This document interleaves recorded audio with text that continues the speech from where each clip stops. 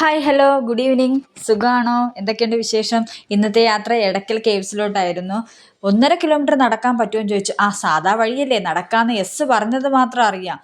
അയ്യോ, ഇരുന്നും നടന്നും കിടന്നൊക്കെ അങ്ങോട്ട് കയറിയത്.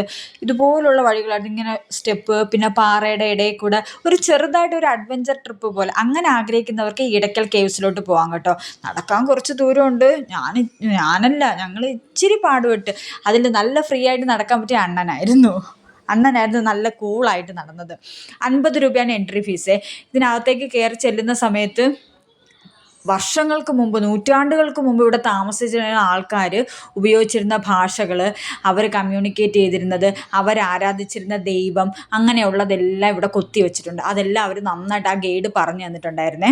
ഒരു കുഞ്ഞു വീട്. നമുക്ക് ഈ ഇങ്ങനെയൊക്കെ കയറാനും ഇങ്ങനെയുള്ളതൊക്കെ കാണാൻ താല്പര്യമുള്ളവർക്ക് ഇവിടെ പോവാം കേട്ടോ.